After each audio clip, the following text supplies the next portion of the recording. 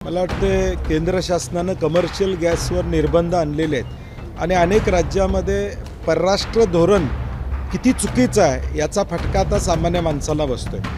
त्याचबरोबर घरगुती गॅसला सुद्धा नंबर लागण्याचा प्रकार त्या ठिकाणी आलेला आहे। पुन्हा आता त्या ठिकाणी चूल पेटवायला लागते का अशी परिस्थिती महाराष्ट्रातल्या जनतेसमोर या ठिकाणी आलेली आहे। त्या सगळ्या युद्धामुळं एकूणच भारताच्या अर्थकारणावर परिणाम होतोय, महाराष्ट्रातल्या विशेष करून उद्योगांच्यावर परिणाम होते। आता हॉटेलची सुरुवात त्या ठिकाणी झालेली आहे। गॅस, पेट्रोल, पाणी या ज्या सुविधा आहेत यात ज्यावेळी प्रॉब्लेम येतो त्यावेळी महागाईचा एक वेगळा पद्धतीनं फटका हा सामान्य जनतेला या ठिकाणी बसेल आणि पुढच्या 8-10 दिवसात त्याचे परिणाम या महाराष्ट्रातल्या मध्यमवर्गीयांना या ठिकाणी सहन करावे लागतात। सरकारला देखील कल्पना आहे की अवस्था वाईट आहे, परंतु शेवटी पॅनिक होऊ नये म्हणून सरकार त्या ठिकाणी सगळं चांगलं आहे दाखवण्याचा प्रयत्न करतं। मुंबईमध्ये जवळपास 20% हॉटेल्स बंद झालेले आहेत। 3 दिवस अशीच परिस्थिती राहिली तर 50% हॉटेल हे मुंबईतले बंद। मला वाटते केंद्र शासनानं कमर्शियल गॅसवर निर्बंध आणलेले आहेत आणि अनेक राज्यामध्ये परराष्ट्र धोरण किती चुकीचं आहे याचा फटका आता सामान्य माणसाला बसतोय। त्याचबरोबर घरगुती गॅसला सुद्धा नंबर लागण्याचा प्रकार त्या ठिकाणी आलेला आहे। पुन्हा आता त्या ठिकाणी चूल पेटवायला लागते का अशी परिस्थिती महाराष्ट्रातल्या जनतेसमोर या ठिकाणी आलेली आहे। निष्कर्ष काय तर चुकीचं परराष्ट्र धोरण। केंद्रीय मंत्री 1-2 महिन्यापूर्वी सांगतात आमच्याकडे 74% साठा आहे, परत 15 दिवसानं गोलपोस्ट बदलतात, म्हणतात आमच्याकडे 24% साठा त्या ठिकाणी, आणि आता ऑइल कंपन्यांना प्रोडक्शन वाढवायला सांगितले।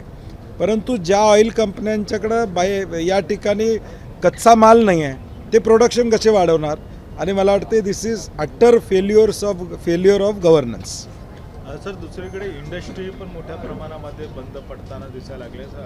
संभाजीनगर वगैरे या ठिकाणी ज्या काही स्टील इंडस्ट्री आहे त्याला एक मोठा फटका पडताना पाहिला नाही। एकूणच या सगळ्या युद्धामुळं एकूणच भारताच्या अर्थकारणावर परिणाम होतोय, महाराष्ट्रातल्या विशेष करून उद्योगांच्यावर परिणाम होते। आता हॉटेलची सुरुवात त्या ठिकाणी झालेली आहे। या हॉटेलमध्ये फक्त जेवणारे अवलंबून आहेत का? या हॉटेलमध्ये लाखो कोट्यावधी कामगार या हॉटेलमध्ये आहेत, ज्यांची उपजीविकता या हॉटेलच्या व्यवसायातून या ठिकाणी होते। अगदी रस्त्यावर असणारा त्या ठिकाणी टपरीवर असणारा त्या ठिकाणी टपरीवाला असू दे किंवा एखादं लहान कॅन्टीन असू दे किंवा एखादं हॉटेल असू दे, हजारो लोक तिथं काम करतात आणि म्हणून याचा परिणाम इंडस्ट्री असू दे, हॉटेल व्यवसाय असू दे, आणि कदाचित 8-10 दिवसानं आता घरातसुद्धा मला वाटते काय परिस्थिती होईल सांगता येत नाही। आणि विजेचे दर इकडे एवढे वाढलेले आहेत की त्या ठिकाणी इलेक्ट्रिक शेगडीसुद्धा वापरणं असह्य होणार आहे मध्यमवर्गीयांना, अशी अवस्था होईल। यामुळे कुठेतरी महागाईचा भडका आहे तो पुन्हा एकदा होईल असं वाटतं? नाही, 100% त्याचा परिणाम शेवटी एखादा क्रायसिस आणि गॅस, पेट्रोल, पाणी या ज्या सुविधा आहेत यात ज्यावेळी प्रॉब्लेम येतो त्यावेळी महागाईचा एक वेगळा पद्धतीनं फटका हा सामान्य जनतेला या ठिकाणी बसेल आणि पुढच्या 8-10 दिवसात त्याचे परिणाम या महाराष्ट्रातल्या मध्यमवर्गीयांना या ठिकाणी सहन करावे लागतील। सर, हिंदी में जानना चाहिए जिस प्रकार से ईरान और इजराइल के बीच पहुंचा उसके बाद अब मुंबई या कैसे महाराष्ट्र भर में लगभग गैस पे इफेक्ट पड़ रहा है। लगभग 20% होटल बंद हो चुके हैं।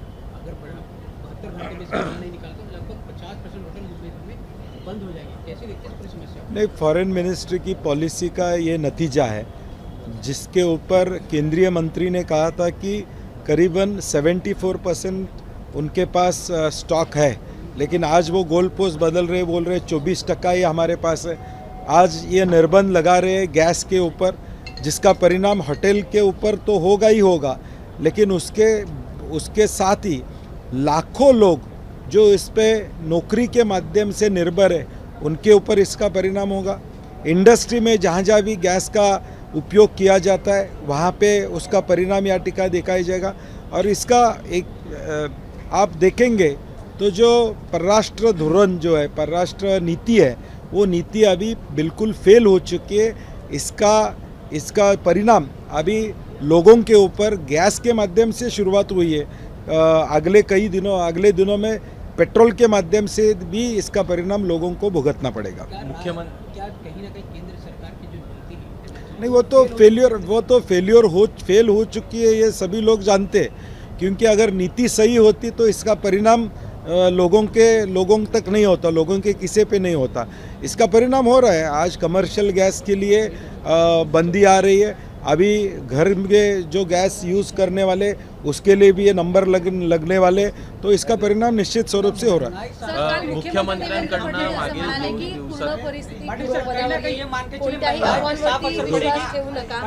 क्या महंगाई पे कहीं ना कहीं साफ असर दिखाई दे रही है? धीरे धीरे महंगाई क्राइसिस जिस प्रकार से हो रहा है, महंगाई पे साफ असर दिखाई नहीं, वही मैंने कहा कि जब भी ऐसे गैस हो, पेट्रोल हो, क्योंकि पेट्रोल और डीजल आप देखेंगे तो कमर्शियल व्हीकल इसका उपयोग करते हैं। जब कमर्शियल व्हीकल रास्ते पे आते हैं और इसका उपयोग करते हैं तो अल्टीमेटली वो डीजल या पेट्रोल महंगा हो जाएगा, तो महंगाई भी बढ़ेगी।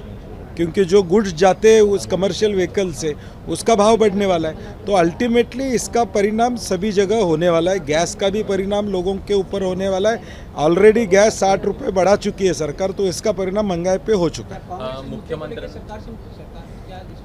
नहीं, अभी हम ये रेस करेंगे, आज देखेंगे। मुख्यमंत्र्यांकडनं मागील 2 दिवसात जर का पाहायचं तर मुख्यमंत्री म्हणत आहेत की परिस्थिती आटोक्यात आहे, काही अडचण नाही आहे। मात्र ठिकठिकाणी पाहिजे तर हॉटेल्स बंद पडत आहेत, उद्योगांवर थेटपणे परिणाम होत आहे। मात्र सरकारकडनं अजूनही कुठेही व्यवस्था करायला पाहिजे, त्या व्यवस्था होताना दिसत नाही। सरकारला देखील कल्पना आहे की अवस्था वाईट आहे, परंतु शेवटी पॅनिक होऊ नये म्हणून सरकार त्या ठिकाणी सगळं चांगलं आहे दाखवण्याचा प्रयत्न करतं। परंतु ग्राउंडवर परिस्थिती काय आहे? ग्राउंडवर परिस्थिती लोकांना कळते ना। आज हॉटेल्स, रेस्टॉरंट बंद व्हायला लागलेले आहेत, त्याच्यावरून ग्राउंडवरची परिस्थिती या ठिकाणी वाईट आहे हे निश्चितपणे लक्षात येते। मला वाटतं आज सभागृहामध्ये किमान त्याबद्दल सरकारनं भूमिका जाहीर करावी की कुठल्याही परिस्थितीत गॅसचा तुटवडा या ठिकाणी कमी पडणार नाही हे आश्वासित करावं। नाहीतर उद्या परत त्या ठिकाणी अनेक लोकांना त्या अडचणीला सामोरं जावं लागत असेल तर किमान दिलासा सरकारनं द्यावा असे आमची अपेक्षा असते। तुम्ही आवाज या संदर्भात सभागृहात 100% सभागृहात आम्ही हा प्रश्न अफवांवरती विश्वास ठेवू नका असं त्यांचं म्हणणं आहे। हा चॅनेल आणि माध्यम आणि पत्रकारांच्यावर आरोप आहे की चुकीच्या बातम्या दाखवल्या जातात। मला वाटते ते काही वस्तुस्थिती नाही आहे। जे सत्य आहे ते तुम्ही दाखवायचा प्रयत्न करताय अशी आमची ठाम भूमिका आहे। आणि महाराष्ट्रातल्या जनतेचं सत्य दाखवणं याचा अर्थ चुकीच्या बातम्या दाखवणं असं होत नाही।